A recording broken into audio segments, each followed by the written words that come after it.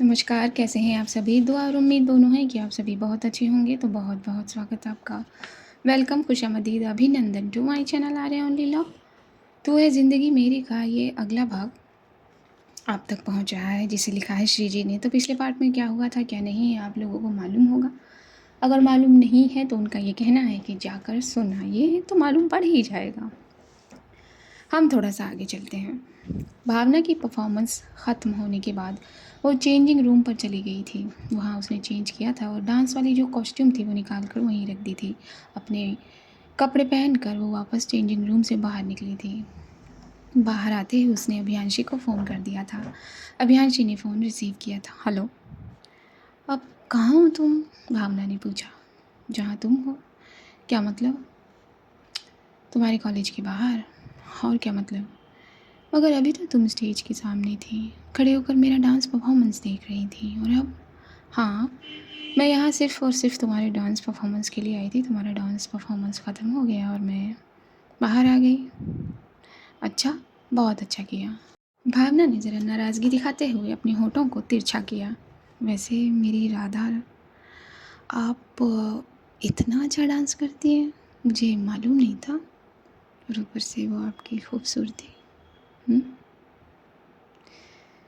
अभियांशी अपनी प्यारे प्यारे लफ्ज़ कह ही रही थी कि मीशा, जो कबाब में हड्डी से कम नहीं है, वो आकर भावना के पास कुछ कह पड़ती है।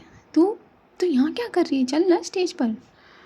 अरे, प्राइज़ डिस्ट्रीब्यूट होने वाला है, चल ना अब। ये कहकर मीशा ने भावना का हाथ पकड़ लिया था और वह उसे खींचते हुए स्टेज की तरफ ले गई थी। डांस कंपटीशन ख़त्म हो गया था और अब स्टूडेंट्स को प्राइज़ दिया जा रहा था। भावना को प्राइज़ दिया गया था फर्स्ट, क्योंकि वो ये डांस कंपटीशन जीत चुकी थी। मीशा ने ज़ोर से भावना को गले लगा लिया था। ला, ये प्राइज़ मुझे दे दे। अच्छा अच्छा, तुझे क्यों दे दूँ मैं? अरे, मुझे दे ना, मैंने ही तो तेरा नाम रजिस्टर कराया था। तो अब तू मना क्यों कर रही है? तू डांस के लिए मना करी थी, प्राइज़ के लिए क्यों मना कर रही है? अच्छा, तो ये प्राइज़ मैं तुझे दे दूँ, ये तेरी वजह से मिला है। हाँ, और क्या। मैंने ही तो तेरा नाम वहाँ पर रजिस्टर कराया ना। ओह, और इस डांस में सिर्फ तेरा नाम रजिस्टर ही चला, मेरी इसमें एनर्जी नहीं लगी। हाँ, स्टेज पर तू नाच रही थी, सारी एनर्जी तूने वहाँ वेस्ट की। और ठीक है ना, ऐसे क्या बोल रही, मैं तो मजाक कर रही थी। इसी तरह मीशा और भावना मजाक कर रहे थे और इसी मजाक के बीच में मीशा ने भावना को गले से लगा लिया था। तभी यहाँ कीर्ति अपने कदम लेते हुए जल्दी जल्दी पहुंची थी और भावना को कॉन्ग्रेचुलेशन पेश किया था। अरे, तू कहाँ थी? हाँ, और बार बार कहाँ गायब हो जाती है? मीशा ने कहा था। मीशा की बात सुनकर कीर्ति ज़रा घबराई थी। क्या हुआ? अरे यार, एक लड़का है, परेशान कर रहा है मुझे, बस उसी से छुपके छुपके फिरती हूँ। क्या? हाँ, वो तुझे परेशान कर रहा है और तू उसे छुप छुप के फिरती है? एक गाल पे थप्पड़ लगा उसको, उसकी औकात पता चल जाएगी। वाह वाह वाह वाह वाह, और तू तो गब्बर सिंह है ना, जो उसको उसकी औकात याद दिलाएगी। भावना ने मीशा की बात पर कहा था। तो तो हम चुप रहें क्या? हाँ, नहीं, चुप नहीं रहने। नहीं नहीं, मैंने कब कहा कि चुप रहना है? उसे सबक सिखाना बहुत ज़रूरी है। तो फिर मेरे पास एक आइडिया है, भावना ने कहा। मीशा और कीर्ति ये दोनों इसके पास आ गए। ऐसा करके इसने कोई आइडिया इन दोनों को बताया। वाओ, मस्त आइडिया है। भावना की बात सुनकर मीशा और कीर्ति ने ये कहा। वो सब तो ठीक है, लेकिन पटाखे कहाँ से लाएंगे? और उसे पता चल गया तो ये सब हमने किया है, फिर वो हमारे साथ क्या करेगा? अरे, कुछ नहीं होगा। हाँ, और पटाखे कहाँ से लाने हैं मैं बताती हूँ, मीशा ने कहा।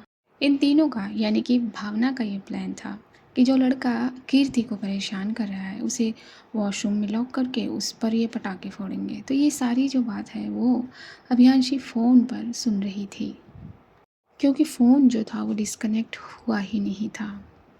अभियांशी को भावना की इस बात पर, इस आइडिया पर हंसी तो आ रही थी, लेकिन उसे ज़्यादा गुस्सा आ रहा था। अभियांशी अभी भी फ़ोन की लाइन पर थी, लेकिन भावना को ये मालूम नहीं था। उसे लगा था कि फ़ोन कट हो चुका है। अभियांशी ने फ़ोन कट किया और फिर से उसने फ़ोन लगा दिया था भावना को। भावना ने देखा अभियांशी का नंबर शो हो रहा है, तभी वो इन दोनों से हल्के से दूर होकर जाकर फ़ोन रिसीव कर चुकी थी। हेलो, तुम पागल हो? Are you out of your mind? हाँ, क्या ये सब तुम उस लड़के के साथ करके उसे सबक सिखाओगी? वॉशरूम में बंद करना और पटाखे फोड़ना? हाँ। अभियांशी ने जब अपनी ऊंची आवाज़ में ही भावना से कहा तो भावना ज़रा हैरान हो गई। तुम्हें कैसे मालूम हुआ? हाँ, मुझे कैसे मालूम हुआ वो बात की बात है। भावना, बी मैच्योर, तुम छोटी बच्ची नहीं हो। हाँ, ये क्या बच्चों वाली हरकत है? ये क्या स्कूल वाली हरकत है? अगर उस लड़के को पता चल गया कि तुम तीनों उसे वॉशरूम में बंद करके उस पर ये सो कॉल्ड पटाखे की प्रैंक करने वाली हो, तो बाद में वो तुम तीनों से बदला लेगा। और वो कुछ भी कर सकता है। मेरी बात समझ आ रही है तुम्हें या नहीं आ रही है? अभियांशी ने अपनी बात गुस्से में कही और फ़ोन कट कर दिया। भावना ने अपने फ़ोन को देखा। क्या अभियांशी मुझ पर नाराज़ हो गई है? अब मैं क्या करूं? वैसे अभियांशी सही तो कह रही थी। भावना अपने मन में ये सारी बातों के शब्द जो थे वो जोड़ रही थी, तभी कीर्ति और मीशा उसकी तरफ आ गए थे। भावना, ये देख, हम पटाखे ले आए, चल अब चलते हैं। मीशा की बात सुनकर भावना ने कहा, नहीं यार, आज रहने देते हैं, उसे कल सबक सिखाएंगे। देख, रात हो गई है, 7 बज चुके हैं, हमें घर भी तो जाना है ना। फिर कीर्ति की तरफ देख कर कहती है, सॉरी कीर्ति। कीर्ति भावना से कहती है, अरे यार, सॉरी क्यों बोल रही हो? तुम सही बोल रही हो, अब हमें घर चले जाना चाहिए। हाँ हाँ, चलो यार। ये कहकर ये तीनों कॉलेज के बाहर आते हैं। फिर कीर्ति इन दोनों को बाय बोलकर अपने घर के लिए निकल जाती है। कीर्ति के जाने के बाद भावना अपनी नज़र इधर उधर घुमाती है, जैसे कि वो किसी को ढूंढ रही है। भावना को ऐसा करते देख मीशा बोल पड़ती है, ओए क्या हुआ तुझे? ये बार बार अपनी नज़र इधर उधर क्यों कर रही है तू? वो मैं अभियांशी को ढूंढ रही हूँ। मीशा कहती है, अभी दी यहाँ आई थी क्या? भावना कहती है, हाँ।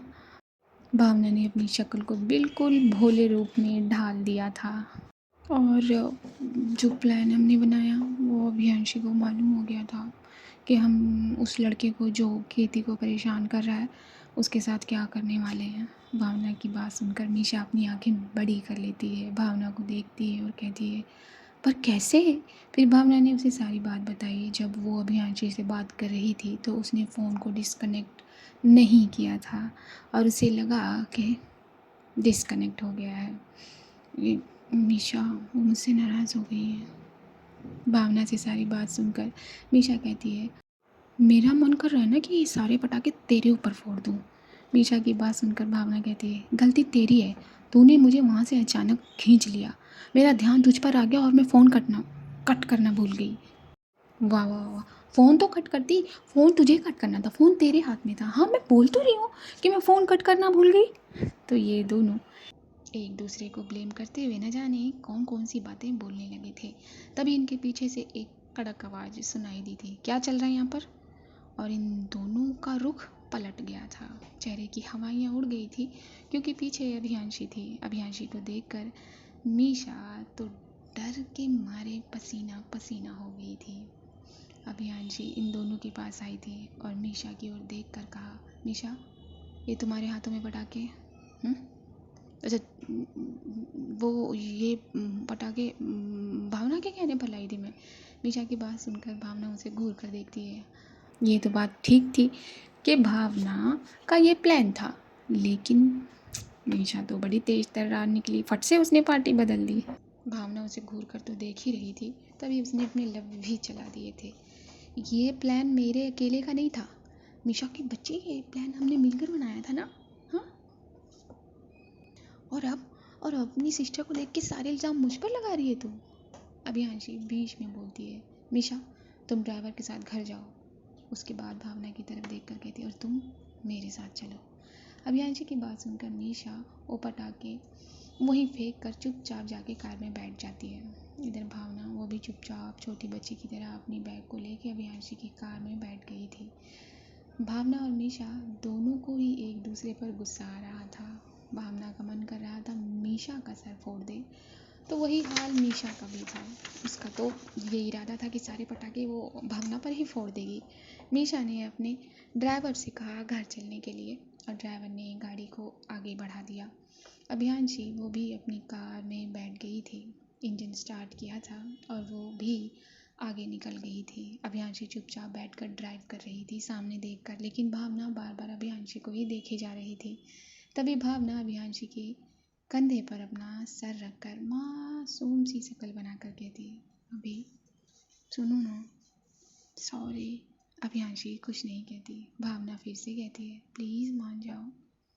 तभी अभियांशी कार रोक कर भावना की ओर देखने लगती है।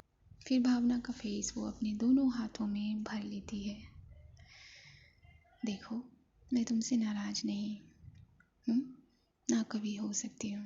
मैं बस चाहती हूँ किसी भी वजह से तुम्हें कोई भी चोट या खरोच भी ना आए। बस तुम्हारे दोस्त को कोई परेशान कर रहा है, वो उसका प्रॉब्लम है, वो उसको उसके हिसाब से हैंडल करने दो। अगर ज़्यादा कुछ हुआ तो मुझे बता देना। परेशान करने वाले को सबक सिखाना ज़रूरी है, लेकिन इस तरह नहीं। देखो, तुम तीनों उसे वॉशरूम में बंद करके उसके ऊपर पटाखे फोड़ रही थी। उससे क्या होता? अगर उस लड़की को ये बात मालूम हो जाए तो उसके बाद क्या होगा? वो तुम्हें भी परेशान करना शुरू कर देगा। तो बस मैं तुम्हें यही समझा रही हूँ। अभियांशी की सारी बात भावना बड़े गौर से सुन रही थी।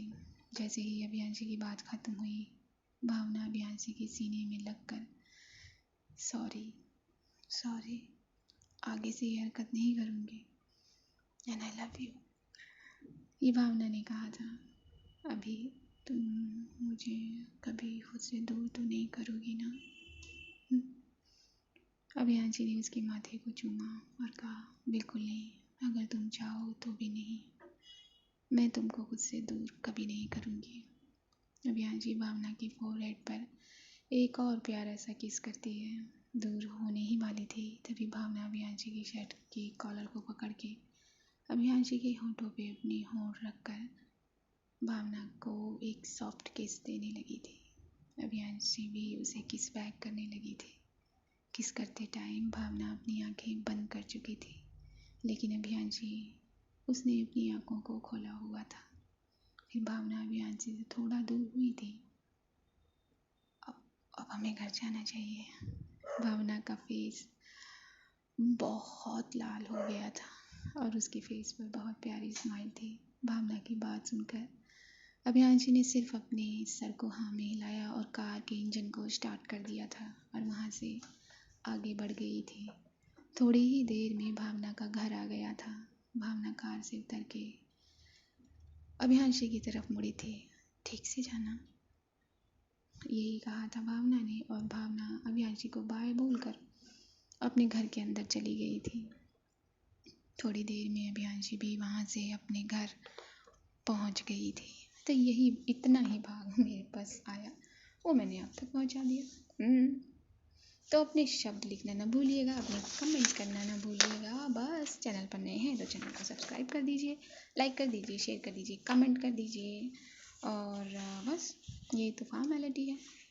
बाकी मुद्दे की बात तो ये है कि ख्याल रखिए, अपने पेरेंट्स का ख्याल रखिए।